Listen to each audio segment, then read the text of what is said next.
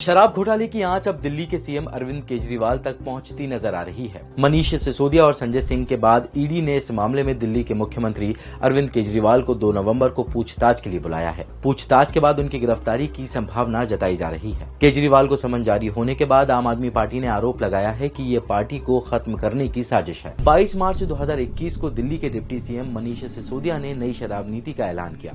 उन्होंने कहा कि इससे माफिया राज खत्म होगा और सरकारी खजाना बढ़ेगा। अब तक दिल्ली की 60% दुकानें सरकारी और 40% प्राइवेट हाथों में थी। नई शराब नीति के बाद दिल्ली के 32 जोन की 864 दुकानें पूरी तरह से निजी हाथों में चली गई। इसी घोटाले को लेकर 8 जुलाई 2022 को दिल्ली के मुख्य सचिव नरेश कुमार ने आरोप लगाते हुए शिकायत दर्ज की, जिसमें कहा गया कि दिल्ली सरकार ने जानबूझकर बड़े कारोबारियों को फायदा पहुंचाने के लिए लाइसेंस शुल्क को बढ़ाया है। उन्होंने इससे जुड़ी एक रिपोर्ट एलजी वी के सक्सेना को भी सौंपी।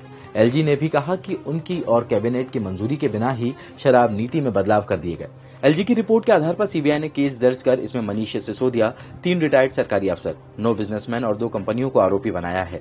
इसके बाद ईडी ने इस मामले में केस दर्ज कर लिया है, जिसके बाद दिल्ली की आप सरकार ने नई शराब नीति को रद्द कर पुरानी नीति को फिर से लागू करने का फैसला किया। 30 अक्टूबर को सुप्रीम कोर्ट ने सुनवाई करते हुए मनीष सिसोदिया की जमानत याचिका खारिज करते हुए अपने 47 पेज के जजमेंट में संकेत दिए कि मनीष सिसोदिया के खिलाफ केस बनता नजर आ रहा है। जस्टिस संजीव खन्ना और जस्टिस एसवीएन भट्टी की बेंच ने कहा कि घोटाले से जुड़े कई सवाल के जवाब अभी भी नहीं मिले हैं। इनमें 338 करोड़ का लेन देन हुआ है, जिसमें सिसोदिया की भूमिका संदिग्ध लग रही है।